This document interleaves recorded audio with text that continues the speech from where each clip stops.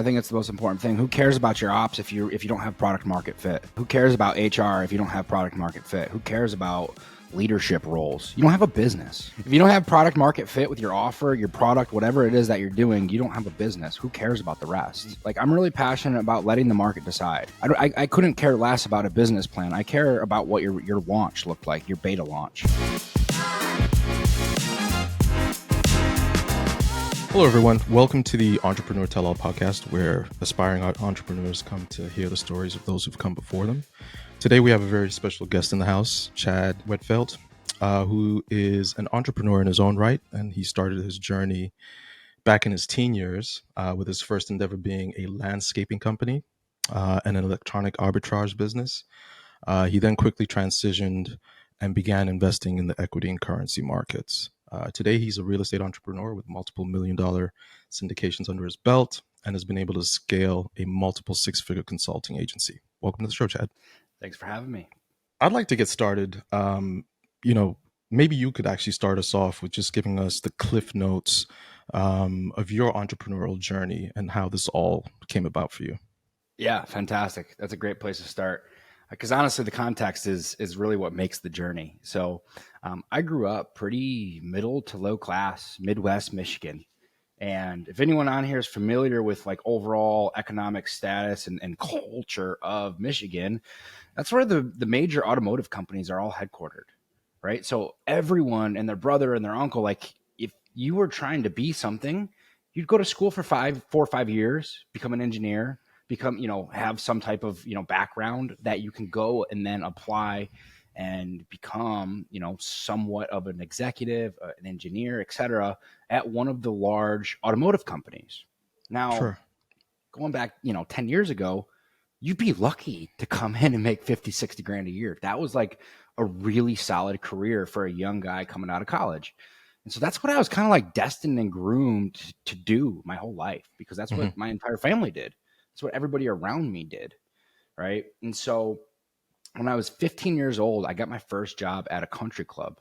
It's a pretty affluent country club in the area, and I noticed pretty quickly the difference between guys pulling up in brand new Maseratis, Ferraris, Lamborghinis, and then getting dropped off at work in the Chevy Malibu, right? There's a really big difference there. Sure. And so growing up in that environment at a really young, impressionable age is really what led me to kickstart my journey as an entrepreneur.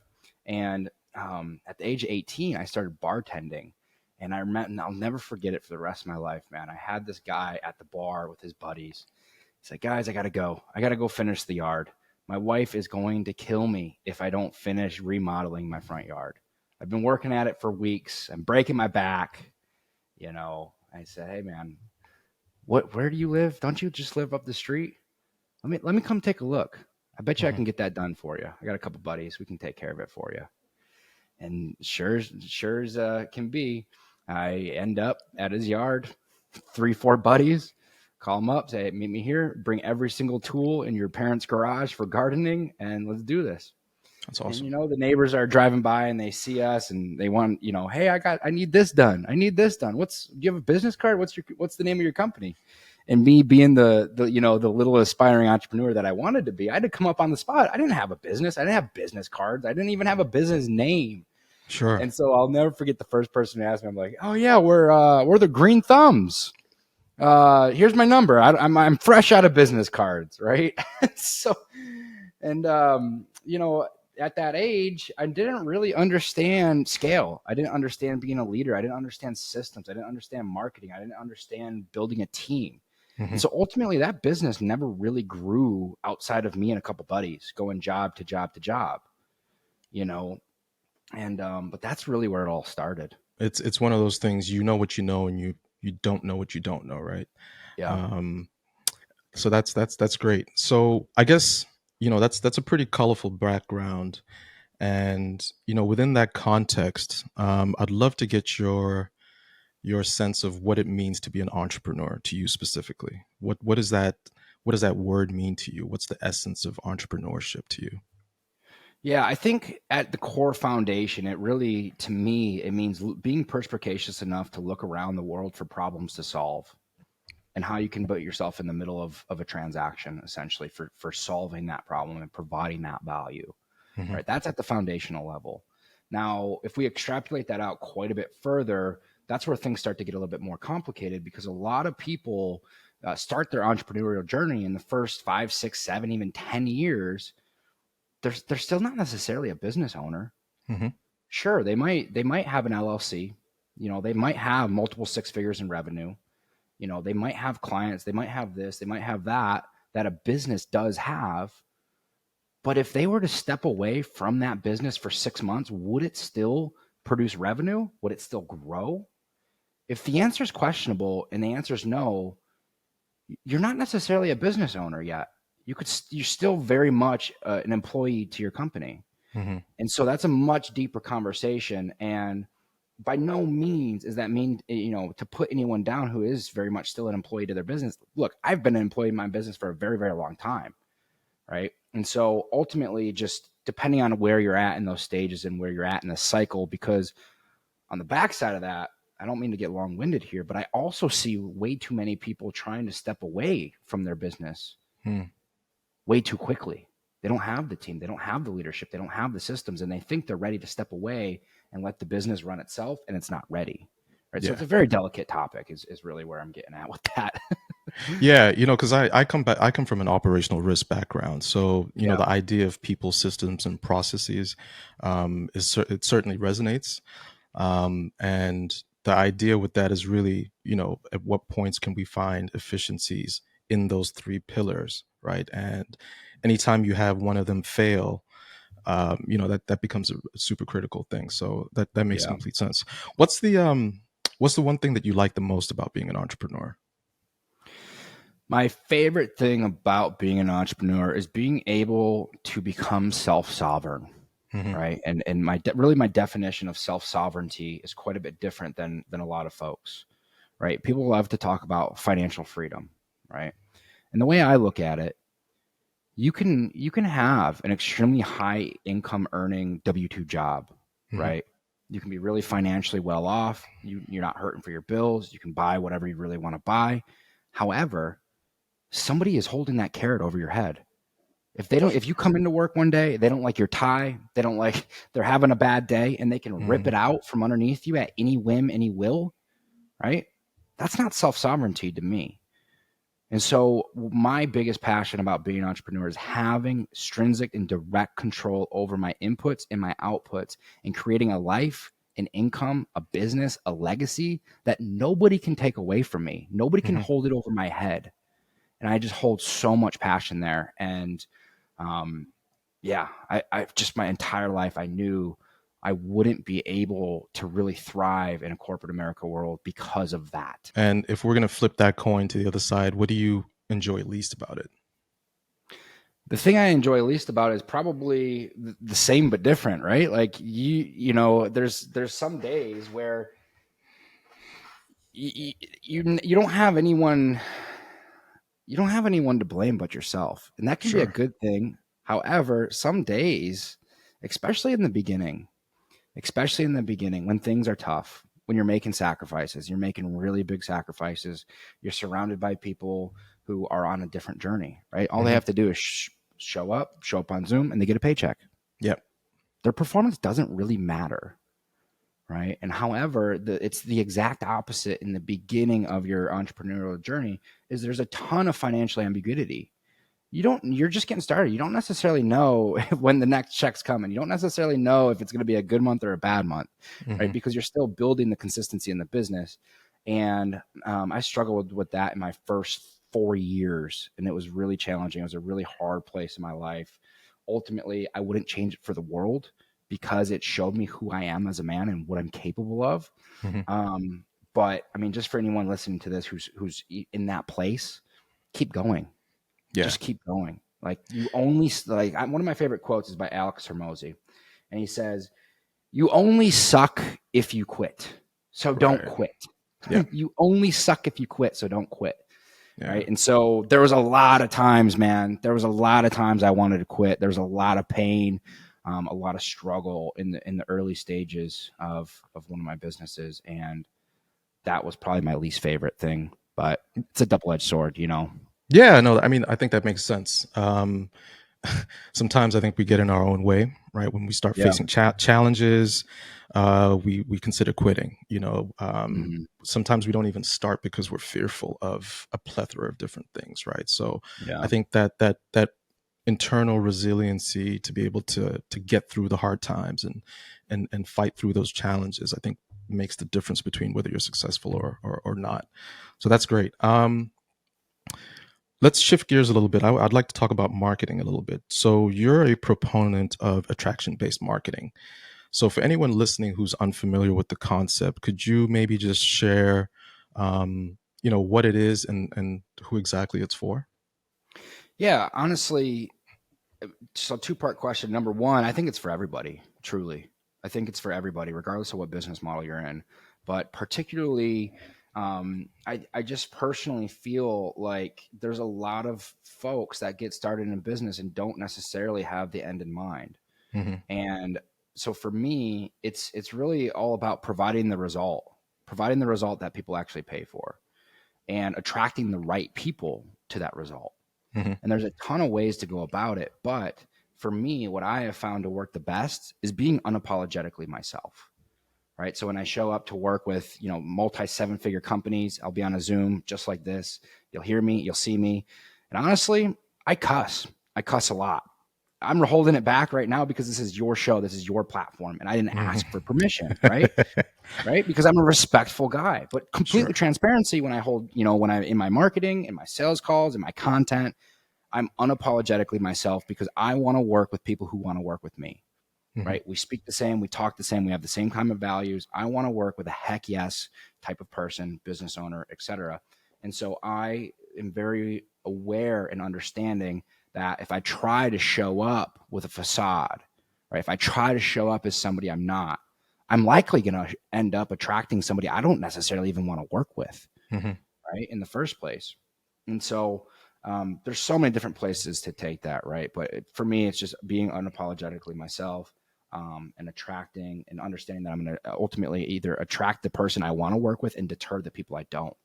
So you really have nothing to lose. To your point, that putting your authentic foot forward goes a much longer way in getting people to know, like, and trust you, right? Because if you're kind of being an imposter or trying to be somebody that you're really not, people can see through that, right? And if they see that, let's call it deception, right? There's Hmm. a less of a chance for them to pull out their wallet and actually pay you for what it is that you're offering. So that makes a lot of sense. So, quick example. So I'm looking to start a business, and perhaps I don't have limited resources, and perhaps I do have limited resources. What are some bootstrappy marketing strategies that you might recommend that I employ as someone who is either just getting started or, just don't have, perhaps some extra funds to hire a marketing person or a digital marketing agency, for example? It goes quite. I mean, this I can take this so many different places, but understanding leverage.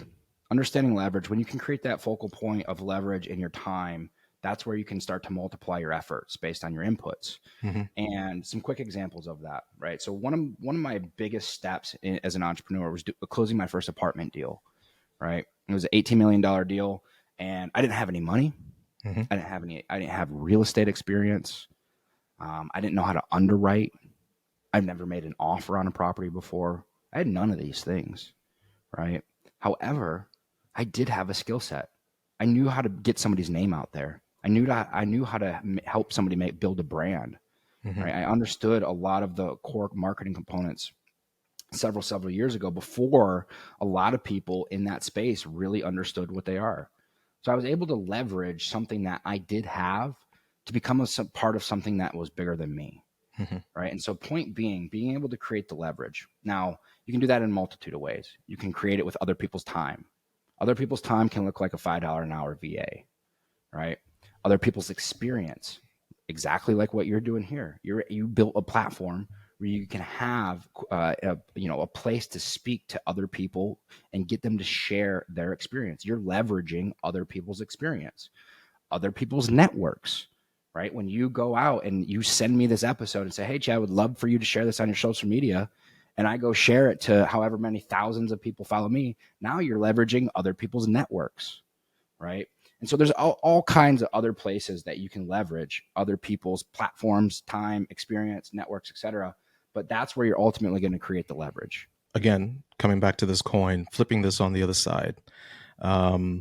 If I did have some resources or a little bit of money that I could, direct towards either hiring someone to work in-house on marketing, or maybe engaging a digital marketing agency again, what would you recommend are some of the due diligence steps to take in terms of vetting who I bring in, right? Like what type of skills or experience should a new business owner or a budding entrepreneur look for when thinking about bringing someone in to work sort of on the marketing piece of their business?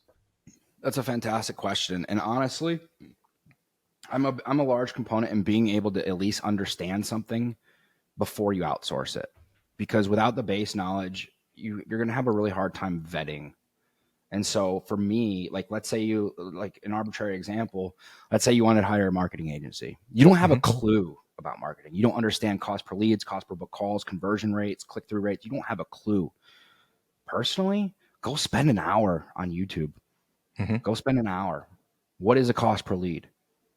How do I calculate a cost per qualified book call? What's an industry rate average for a two-step order form conversion? Right? Spend an hour and write that stuff down. You don't need to memorize it. You just have to know it exists, so that when you start to go vet a company, you can ask them hard questions and weed them out very quickly. Hey, just curious, man, what's your average cost per lead in as for real estate agents? And if they're hemming and hawing and they don't have a clue, they're not a good marketing company. Like if they don't know their numbers, they suck. And so like having basic understanding, basic knowledge, but again, arbitrary example, I think really the deeper component to that is outsourcing your weaknesses. And when you do outsource them, and essentially all you're doing is buying back your time, right? Yeah. And I think the largest mistake that most entrepreneurs are going to make is when it comes time to buy back their time, they don't replace it. They just buy it back and do nothing with it.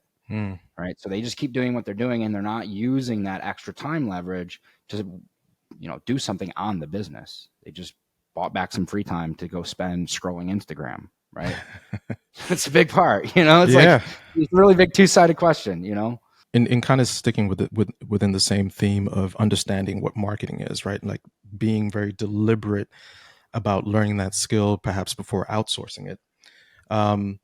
If we take it back to just the basics of coming up with a business plan, right? So a business plan has multiple different components. You have executive summaries, management structures, financial planning. In terms of that totem pole, where would you rank marketing in terms of importance? If somebody's coming up, is looking to write a business plan, like how important is the marketing section? It's a bit of a loaded question. Fantastic question. I think it's the most important thing. Who cares about your ops if you don't have product market fit? Who cares? Right? Who cares about HR if you don't have product market fit? Who cares about leadership roles? You don't have a business. If you don't have product market fit with your offer, your product, whatever it is that you're doing, you don't have a business. Who cares about the rest? Yeah. So for me, like I'm really passionate about letting the market decide. I couldn't care less about a business plan. I care about what your launch looked like, your beta launch. Like, let's just say, for example, you wanted to create a $5,000 program to teach people how to launch a successful podcast, right? $5,000 to join, 6 months of coaching. Hey guys, I'm going to beta launch this. Just, heads up, it's not built yet, but for right now, I'm opening 25 spots for people, $2,500 each. And, here's what you're going to get. Here's what we're going to do. Right. And look, guys, if you don't get that result, you get 100% of your money back. No big deal. Right. Yeah. You created an irresistible offer. Okay. Right. There's product. What's your market? Well, obviously people who want to start a podcast. Yeah. Is there demand there? Right. Now let's talk about fit. Did you sell those 25 spots or no? Okay. Yes, you did. Great. You have product market fit. Now you have a business. You've proven the market actually wants your offer.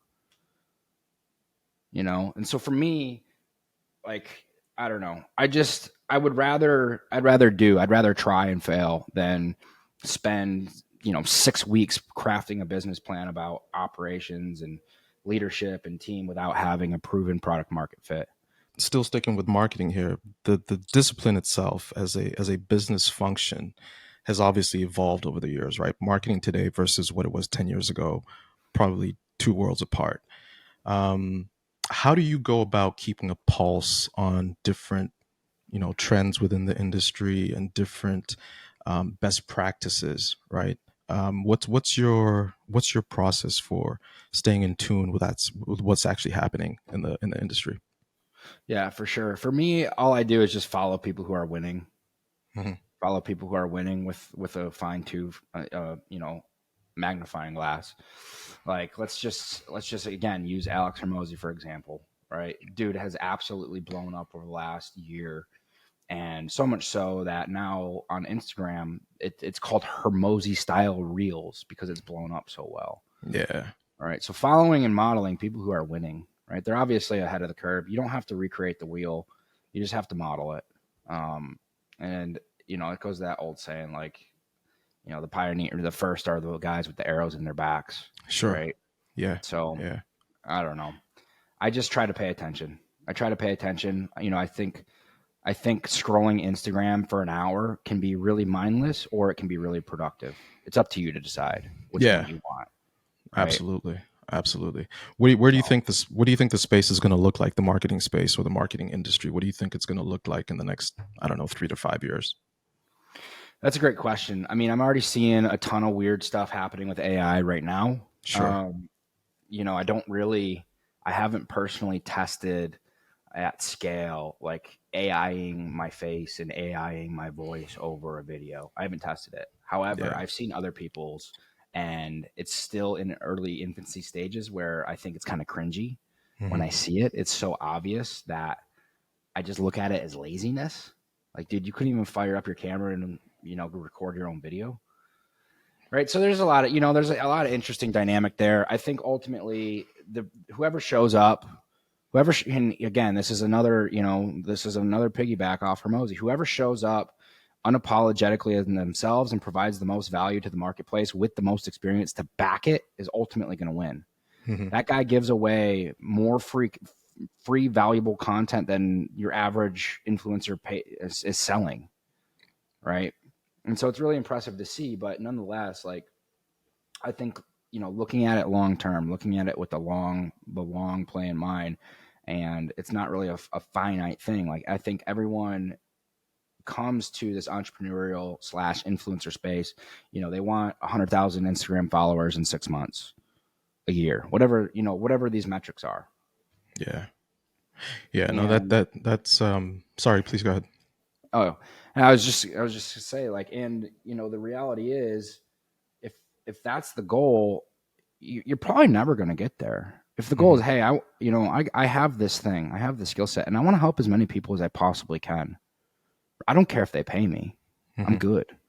I'm making the money doing the thing I'm good at. I don't need them to pay me, Yeah. right? Yeah, maybe I have an offer, but it's not for everybody. I Mhm. just want to help people. Like that guy, he doesn't have a timeline. That's who you're going to resonate with, right? Yeah. And I just think that's going to be the person who's going to win in the long term. That's awesome. Yeah. So you referenced Alex Ramosi. Is there any, popular mainstream marketing advice that's out there that you either, don't necessarily agree with or that you don't see any value in? Like what should people avoid in terms of, current marketing um, chatter that's out there? Yeah, that's a great question. I don't know if I have anything specific that comes to mind. However, what I can say is marketing and doing it successfully is just a long road of failures for me. That's all it is. Like being willing and able to like let's just say Facebook ads, for example, right? Hmm. Like we run over 7 figures in Facebook ads for our companies. And even with Facebook ads, like all you do is test, fail, learn, repeat. Test, fail, learn, repeat. Test, fail. This kind of worked. Let me try this tweak. Okay, that worked a little bit better. Let me re-optimize. Oh, okay, that was too far. That failed. All Hmm. you do is fail over and over and over and over again. And you eventually find a winning formula. You eventually find it, right? And um, yeah, I don't know. It's just the methodology for me. Like you just have to like understand that as long as you're learning and being better, it's not failing. And I think that's a huge component of marketing oftentimes. But Yeah, what's the old adage? Fail forward, fail fast. yeah. Yeah, Hmm. that's awesome. Okay, so just shifting gears again a little bit, with maybe just your specific businesses as the context. So there's a lot of marketing gurus again who are out there, touting all these different tactics and hacks. Um, how have you personally communicated your value proposition to your target audience, as a way to either, bring in new customers, grow, scale your business? Like, what are some of the things that you've employed to communicate your value proposition effectively, as a tool to grow your business, and how have you maintained that over the years? Yeah, for sure. So truth be told, my business doesn't even have a website, Hmm. right? I've built my business by doing the thing I promised I was going to do and doing it really well. And so ultimately, I work with a very few small select amount of companies. And guess what? Oftentimes, those business owners and their teams, they have friends that own companies too. Hmm. And they refer me to them because I changed their lives. My company changed theirs, right? And so like I said, I don't even market. I just do the thing and do it really, really well. So what my company does, we come in, build out all of their systems, all their traffic, all their funnels, all their sales automations, get their sales team in place, get their setters in place, get them up to KPI, train them, all that good stuff. And we do it really, really well, and we do it over again. And so we don't really care. We don't really care to go work with 100 companies, Hmm. right? So we've been very, very focused on quality over quantity. And for me, that's just kind of like the name of the game. Like, yeah, I don't know if that really answers your question, but No, it we just does. do the thing and do it well and Yeah, just exist basically. Yeah, the proof is in the pudding, right? exactly. Okay, so looking forward, do you plan? Obviously, you've just mentioned that what you're currently doing is working, and there's no real reason to change that. But are there any things, with hindsight being 2020, are there any things that maybe you're looking back on that you say, well, maybe we could have done this differently, or maybe we should have gone left versus going right? Do you have any anecdotes that you can share that relate potentially to that? Yeah, yeah, for sure. Um, I think the biggest one that comes to mind is I had a really pivotal moment in my business where um, my systems were such a bottleneck. I was Hmm. using a tech stack that was referred to me by somebody I trusted, somebody I thought was a really, really fantastic entrepreneur, and ended up integrating 6 or 7 different web-based softwares into one using Zapier. Hmm. And my entire business, my entire fulfillment was a mess. I'm integrating ClickFunnels into ActiveCampaign, into HubSpot, into Calendly, into Typeform, and I just have this inner web of a mess. And it cost me a lot of money, cost Hmm. me a lot of time, cost me a lot of growth, cost me a lot of scale. And I think the silver lining in that is don't give somebody blind trust.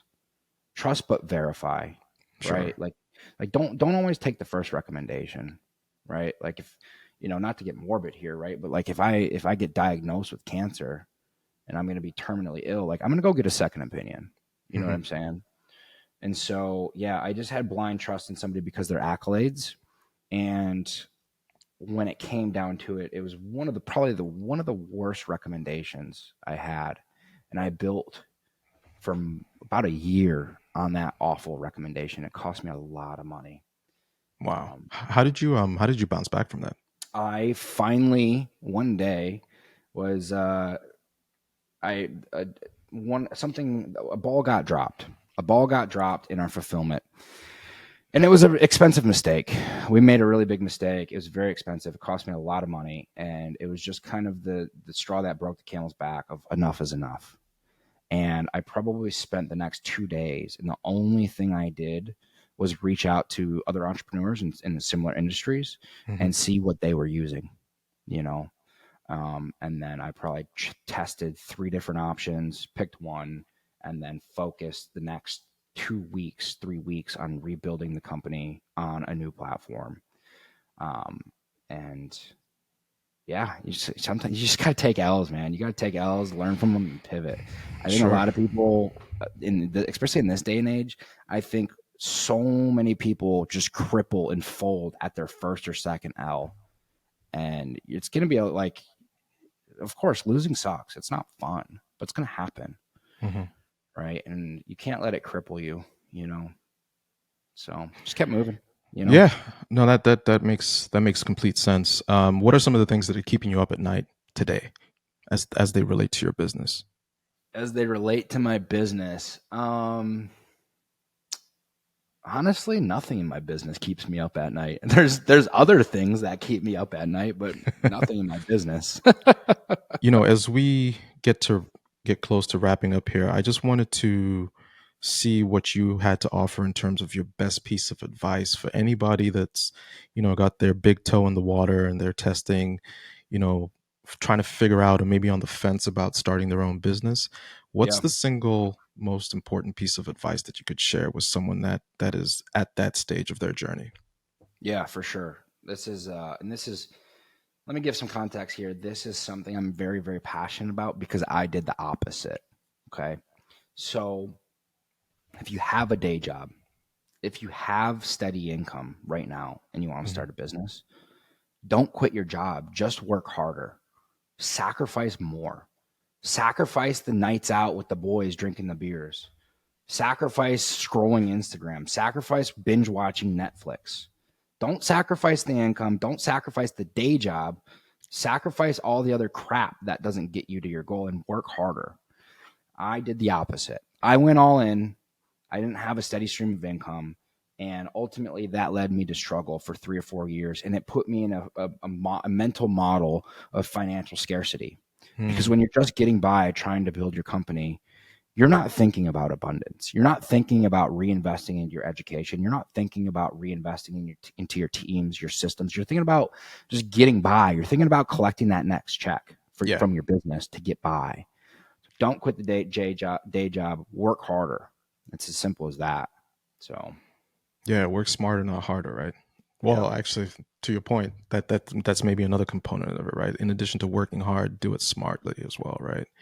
yeah, Um, Great. So just to conclude, are there any? I know you already, we talked about how you keep a pulse on everything that's going on in the marketing space by following, thought leaders in marketing. Are there any books that you recommend? Any other podcasts, for example, that you'd recommend for everyone listening that they should check out in terms of just keeping themselves educated and up to breast with what's going on? yeah. The first two that come to mind is going to be $100 Million Offers by Alex Ramey. Hmm. It's going to talk a lot about product market fit. It's going to talk a lot about crafting an irresistible offer. And I just think it's such a good foundation to understand the basics of bringing a business to the market and letting the market decide before even starting. And there's a lot of tactful ways to go about that that can save you a ton of time, headache, and money. And then number two, build to sell. Build to Yeah. sell. That's all about building the right systems, the right team, the right structure, and building a company that you can eventually exit. And the good thing is, if you can exit a company, you can certainly run that company without being in the day to day of it. So I think it's a great foundation to whether you actually want to build a business to exit, or you just want to build your business to cash flow. All the principles remain the same. Chad, thank you so much for your time. This has been a great, insightful conversation. My Truly, pleasure. truly appreciate the time, and we'll catch you next time, hopefully. My pleasure. Thank you, sir. Cheers. Cheers.